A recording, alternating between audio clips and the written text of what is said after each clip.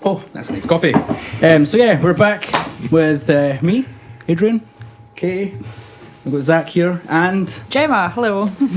right. So we're here to discuss again mental health, and obviously we was working in the music industry. And Zach, what do you do? I play guitar in Dictator. Dictator. What are Dictator? Dictator is a 4-piece indie-tronica band coming out of West Lothian. We've just, as we speak, we've just released a single called Moonlight. Nice wee plug. It's banging, but go watch it. Go listen to it even. There will be videos as well, don't worry. So this is Where's Your Head At series, and we're basically just sitting down for the wee chat with everyone. So obviously I suppose the big thing on everyone's mind just now is how have you guys been the past year, with pandemic and stuff? How have you guys been finding it mentally, and anything been going on really? It's been a bit of a double-edged sword for me. We made a decision to get sober maybe, was it 4 months before the pandemic? Which that first 4 months were really difficult, but then as the pandemic hit, it kind of made it a wee bit easier because there was no more FOMO. Yeah. So FOMO is real, Yeah, and it is. FOMO is something that I suffer really badly from. Yeah. Me too. Even when there's nothing that you're missing out from, you're like, oh, Yeah. something's happening somewhere that I'm not involved in. But yeah, so I understand that so much. It was good though, because I also kind of recognised that I was actually a bit of an introvert, and I quickly realised that I actually kind of like being by myself sometimes as well. And part of drinking and the drink culture was actually just to ease those social anxieties of when I had to go out all the time, even though I felt like I had to go out all the time. I'm quite comfortable by myself. So how easy was that realisation? Was it just one day you're like, well, actually, I quite enjoy not being around other cunts. No. I can go on with this. Or was it quite difficult? Swear as well. That's the Sorry. Because I know that some people, it can take them a long time to actually be at peace with themselves and enjoy their own company. So how did that come about? It wasn't easy for me at first. Right. There was definitely times where you're just sort of pulling your hair out. You don't know what to do. And I realised maybe 6 months in or something that I would often turn to drinking just for something to do, just to kill time. Pass the time. Yeah. So it's kind of been good because getting sober helped me recognise that's obviously a bad habit to have, and I started to invest my energies into other areas like Dictator and sort of focusing on that a Knitting? lot more. Did you take up knitting? No. What about you? Yeah, I'm the same. So now I absolutely love not doing anything. I don't actually care what anyone else is doing. Whereas before, I was always the one to be looking for any excuse Looking for the party. Oh, and I would create one. I'd be like, You're looking right, there's for the nothing after going on. party I and will then the create it afters. myself. Yeah. Right. So I was the same, but now I absolutely love not doing anything. It's like I would rather sit in front of the TV every single night rather than being either rough out my hoop or out for days. So it's much better. Sometimes the rough days, you get to the point where you're like, what the fuck am I doing? Why am I rough? Why has it been days? And what am I going to do next? So did you guys recognise that kind of cycle, or was it just did you hit the wall? Or was it just one day you're just like, that's it, I've had enough? It was, well, we were out every weekend, all weekend, every weekend pretty much. Yeah. And it wasn't like it was a particularly heavy bender that we'd been on, but it was. From the outside looking in, it might have been a heavy bender. Yeah. But it wasn't the worst that we'd done, sort of thing. But I think it was a bit of a catalyst where we're just like, Sure. you know what it's like when you've got the heavy fear and you're sobering up and you're just like, you just start questioning every decision you've ever made, and then we were just like, you know what, this isn't a lifestyle for us anymore. Right. And it was definitely taking a heavy toll on our mental health, and we just decided that we need to stop this. We can't continue like this. So for the past year, obviously everyone's been struggling a bit more with the pandemic. Do you feel that because you started this journey before, did you feel a bit stronger going through everything? So being a bit more isolated, were you already kind of prepared for that? Yeah, definitely. I think the timing of us stopping drinking has probably been absolutely perfect because we've not had to turn to like drinking every night to find something to do because we're already kind of used to not doing anything. So it's been a blessing in disguise. Like, don't get me wrong, it's hard like at the weekends or like where you just feel like you're doing the same thing every day. Sometimes you still get that urge that you're just like, oh my God, I just want to have a drink. But I think lockdown has been much easier now because we've stopped drinking. I think if we were constantly hungover, then it would probably be the worst thing. But yeah, it's definitely... You're top each other all the time. Aye, definitely. I would hate to be rough or hungover in the current environment when you're like... The world's ending. Yeah, the world's ending. Literally. Yeah, and just feeling like you're locked up essentially. You can't go anywhere. There's nothing to do, and you're sitting there already contemplating the end, and you're like, "Oh no, man, that would be a horrible experience." Every Sunday, I don't care that I can't go out. It's fine. Every Sunday, it's nice and fresh, and we can go for a walk, and it's great, man. I'd hate to have to spend a Sunday hungover again. Yeah. So is that you like, as far as the future is concerned, keeping it straight, staying off the booze? 100%. 100%. Did you celebrate when have you passed the year mark, I take it? Yeah, it was on October, 13th October was our year off the booze. Today's 16 months. 16 Nice. months today. Yeah. Congratulations. What did we do for our Thank you. first year? We climbed Ben Ann. I think I was working, so the next day we nice. climbed Ben Ann and then had a alcohol-free beer at the top. Yeah. Nice. It's funny because we hit the year. You brought that up, and it was like, the hitting the year mark. Total anticlimax. I actually wanted to drink because I was like, this sucks. This is awful. We've been sober a year. Why aren't things better? Nothing's changed. Yeah. I think it was a total roller coaster of emotions. Like I remember leading up to it, I was like so excited to hit the year, and I was like, oh, I can't believe we've done it. And then the few days before it, I was like super emotional, but almost like because you can't celebrate, like if that makes sense. It's just like, what are we going to do to celebrate in lockdown? And then when we did hit it, it was like a nice feeling, but also again it was a bit just like, meh, next year. Like I think it's because we're not doing it for just a year, and it's going to be something that we're continuing for like hopefully forever. Then it's like, well, actually, this is just a very small milestone compared to what we've actually got to face. So it's a new normal now, basically. Yeah, pretty much. It's quite powerful, though, that you've taken control so much. And did you guys find that you had to speak to people before this happened? Did you have to like reach out, or did you just reach the point where you knew internally that was it all sort of worked out in your head before you said it out loud, kind of thing? Subconsciously, maybe we'd done a few like dry Januaries and stuff, but and like even just random months here and there, we would be like, right, we're not going to drink this month. But it was mostly because we knew maybe the following month we were going to a festival or something. We knew we were going to kick the arse at it, so we'd take it easy for a wee bit to justify going mental for the next month sort of thing. Yeah, that's definitely a cycle. Yeah, You let your liver recover. yeah. I certainly, but how do I word it? I think when we decided to stop, we both came to the decision pretty much exactly at the same time. Like it was one of those benders where you're just like, right, that is it. Like we both felt like that, so it was kind of nice that we could both, like, it wasn't just one of us being like, I want to stop drinking, I want you to. It's like we both kind of done that. I think it would have been hard if it was like separate and one of us were still drinking and the other one wasn't. So, but it was definitely like a very immediate decision that we made. I don't think it was like a gradual thing that we spoke about. It was like, right, that's enough. Yeah. We need to stop this. We definitely wouldn't have been able to do it if it wasn't for each other either, doing it at the same time. So like if you weren't together, then like Trash Panda, what we're here for is like to support people through these kind of decisions and hard times and difficult choices in their lives. So like we would have been there for you if you had made that decision, if you weren't together, but you are lucky that you have got each other and you have that person to talk to. But like, do you think for yourselves reaching out to someone like ourselves would have been a service that you would have needed? Would that have been something that you would have picked up on or got in touch with us about? Or 100%. Yeah. Like, there was, especially now in sobriety, you look in the past and you're like, there's so many opportunities. There's so many times where I should have maybe reached out or to somebody and spoke to somebody and asked for help. But you guys don't know yourself. Your service exists because there isn't much help out there. Yeah. Especially you would hope that the NHS and places like that offer. You know, I remember after one bender, probably a few years ago now. One of them. I know.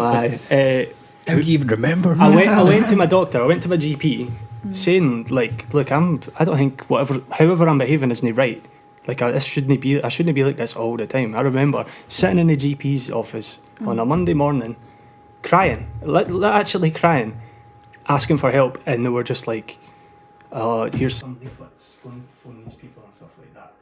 And it just felt like there was maybe if I'd phoned those people there would have been support, but I didn't feel comfortable enough to phone them. Do you know what I mean? Because having a leaflet stuffed in your face when you're feeling that down, that's kind of one of the last things you won't have to deal with, is take another step.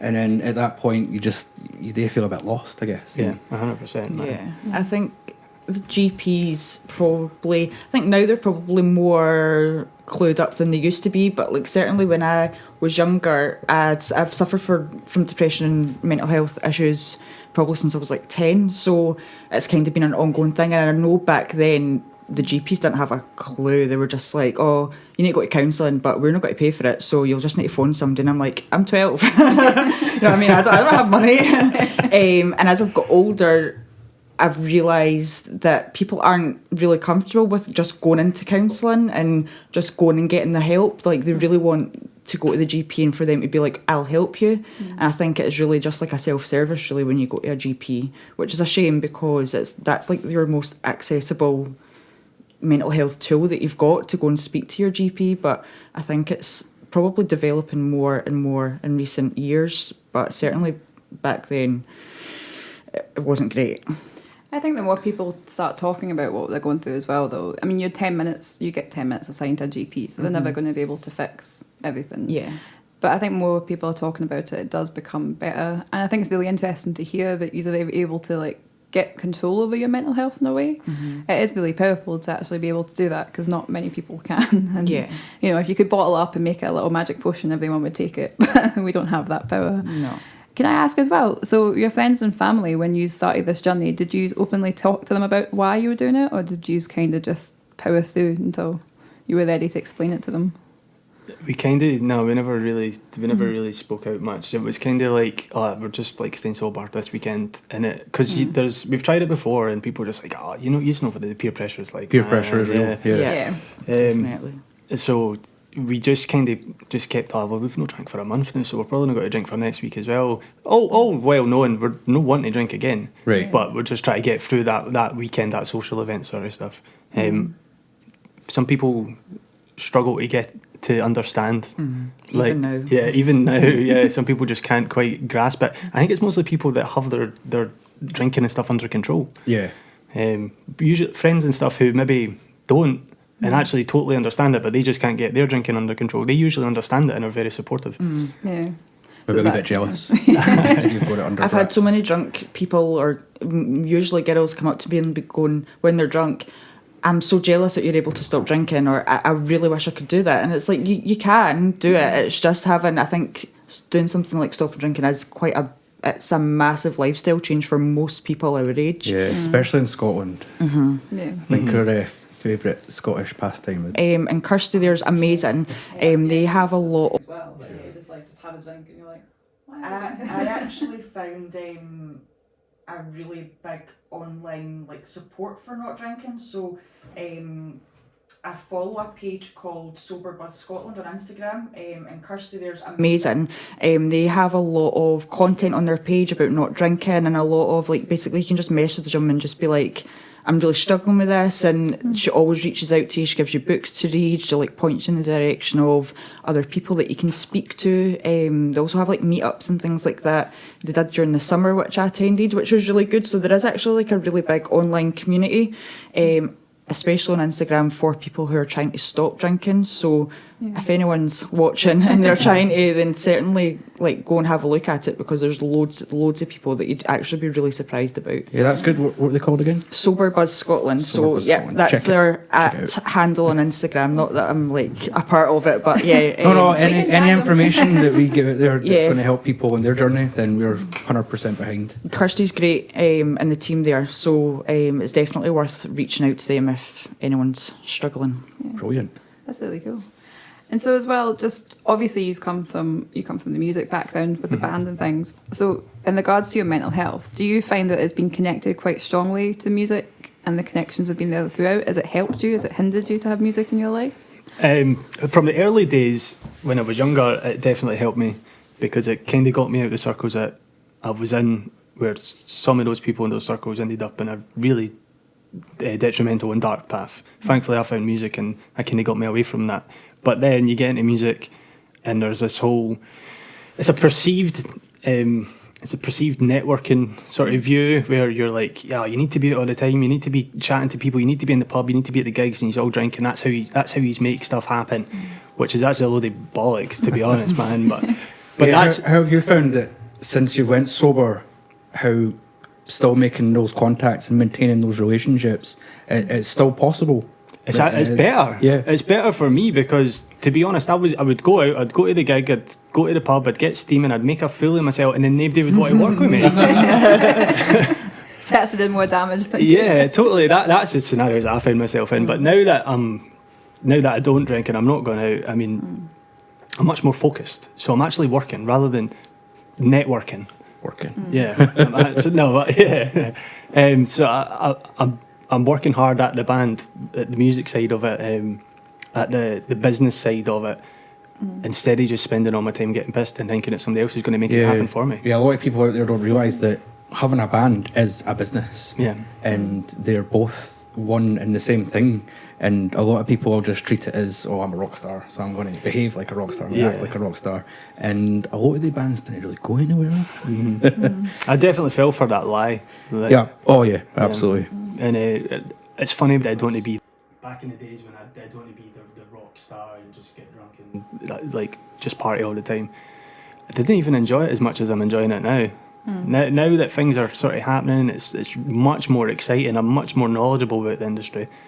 I would never even want to live that kind of lifestyle. Like, you look at your big rock stars. I remember reading like Slash's book, and I was like aspiring to that. I was like, yeah, that's how to live your life. What the hell is that, man? So they've lost like decades of their life. It's a really good read, by the way. Yeah, it's an incredible read. But recently I read Alan McGee's book, Right. and he obviously did live the partying lifestyle, but there's a big focus on how he got sober and ended up doing a lot better. Like, he was sober by the time he discovered Oasis, and that's when they obviously really took off. Yeah. So now I guess the idols have shifted a wee bit. It's really cool though. But I mean, going forward, so how do you see music? Is it been really positive in regards to the band and the change in you as well? Have they seen the shift in you and the productivity levels? Can I never say that word? I would say so. When Dictator started, when we released our first single, was a month into my sobriety, so I can't say for sure if me being sober has benefited that or not, but I would like to think so, because I've been a lot more focused on the actual what we're doing rather than just out there at the gigs getting pissed all the time. Yeah, I remember yeah. my first gig trying to do it sober, and like I've always, and I'm sure most musicians do it as well, but you always have a little bit of Dutch courage, and I've never A little bit. yeah. I've never lucky felt so later. rigid, man, so rigid on stage. But thankfully, a few more gigs after that, and you're loosened up again, and it's comfortable. It's nice. How was going to the gigs sober as well? Different. I would be the one that was very intoxicated on different substances at most gigs, probably talking the ear off somebody at the bar, not actually paying attention to the music at all. So it's definitely different, but you do enjoy it in a different way, if that makes sense. So yeah, you're more involved in like what you're going to see. So it's not just a night out, it's like you're actually going to see a gig, which is pretty cool. Definitely enjoy like nights out and things like that. Going to gigs, you do enjoy it more because you don't have the fear the next day, so you can actually be like, I really enjoyed that night, rather than, oh my god, I wish I never even bothered going out. So it is good in that way, but it is hard to sometimes get into it, especially if you've got like social anxiety. Just getting in there's like the biggest step, because you're like, I don't want to have to speak to all these people, especially sober and especially when they're drunk. But I think I enjoy it. I enjoy it more just because I actually get to go and experience the music rather than just being a pure riot. Which I am. Social anxiety is like it's a huge thing, especially I think now. A lot of people are getting more anxious, even thinking about the end of lockdown coming and stuff like that. But like, how are your first steps like towards getting out there sober and knowing that you weren't going to be drinking at a gig? And was that a big thing? Was that a big step for you to take? Or? So like, our first weekend that we were sober, we went to like an all-day wedding, which was, and obviously in Scotland, like weddings is just a pure piss up. Yeah, that's just an excuse. And it was actually really good, eh? Like, we thought it was going to be terrible. We were like, I do not want to go to this. I don't want to have to explain why I'm not drinking to everyone. But we actually had the best time ever. And again, it was just that thing of, we were there, we could eat our dinner, like we were in, like talking shit to everyone, and then the next day we were like, oh, that was a really good night, instead of being like, oh my god, please kill me. And it's kind of the same with gigs and stuff like that as well. We just kind of threw ourselves into it. Yeah. The following weekend after that, so it was a second weekend sober, we went to Dublin to see the Snuts. You probably went like full on. Yeah. But even doing that, experiencing that sober was brilliant. It was really enjoyable. And we were still like jumping about at the front of the stage and stuff like that. We were still the biggest idiots in the crowd, but oldest as well. Yeah. So I know it might be hard to believe, but when I work a gig, I don't touch a drop of alcohol until the last band have either finishing their set or have one or two songs left to go. And I know that might be crazy for some folk out there to realise, but I've always been like that, even if we're going back in the day and playing in bands, to now working, mixing and working with bands live.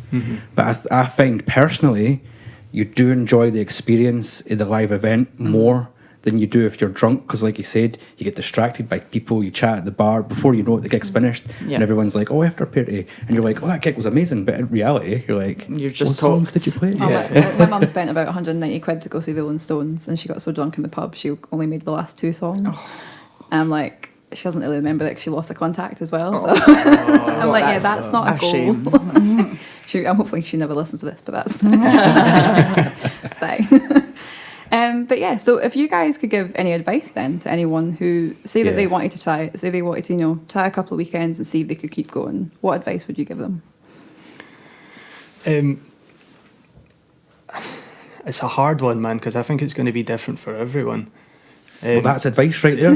Yeah. It's, the best advice I would say is just power through the difficult times, because there will be difficult times. It's not easy. It has not been easy for me. I don't think it's been easy for you. No, the Friday feeling totally takes over. Like, it is a real thing. The Friday feeling's totally a real thing, but it does fade. Like, sometimes you'll still get the urge, but most Fridays I'm like, is it Friday? Like, is it not Monday? I don't really know.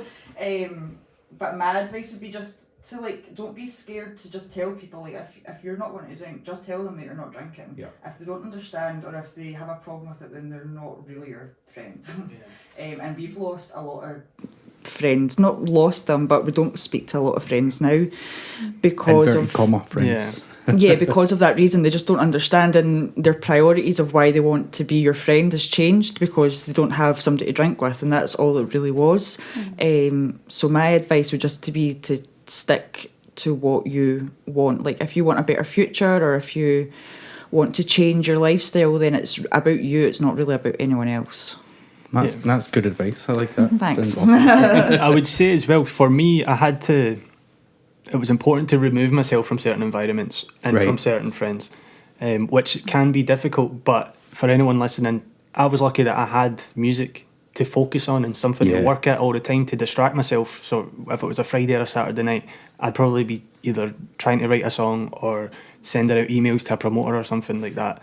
Try and find yourself a distraction, I guess. Yeah, no, that's fair. And so thank you guys for sharing that with us. That's Yeah, actually thank really you very awesome. much. And It's been brilliant. actually really nice to hear people who have gone through lockdown and it's not gone the worst way it could go. Because do you guys think if you'd been still drinking throughout lockdown, would you have been in a strong place just now, or do you think No, No definitely chance, not. no. just not? So yeah, I think that sounds really positive. So I think for a lot of people, especially for whatever the next year is going to hold, it could be a really powerful tool for them to actually stop drinking. So yeah, thank you guys. No, Thank you very much. Do you Thanks for guys having want to us. tell where you can find you? Is it like the Instagram? The Oh, yeah, Instagram? get the plugs I'm in. not that old, but like Instagram and Facebook if you want to plug anything. Well, you can find Dictator obviously at Dictator Band on Instagram, Twitter, Facebook. I'm sure we've got a YouTube channel, and obviously go to Spotify. Yes. Stream Moonlight. Do you want to plug your sober page? Yeah, Not please my do. personal one. I only used it for the first year, and then I kind of like stopped using it because I had got what I needed out of it. But definitely follow Sober Scotland and reach out to Kirsty, and you can tag her in it whenever you post this. And I'm sure she'll be delighted with that. There's loads of content on there, so certainly have a look at that. Excellent. Well, thank you guys, and remember, we've got all our merch, our Trash Oh, yeah. Panda merch, got I've the got hoodies.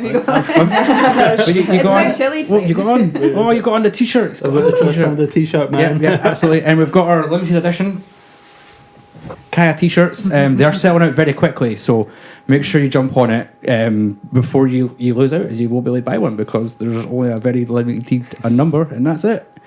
Yeah, thanks very much, guys, for tuning in. Thank See you you. next time. Thank you. Bye. Bye.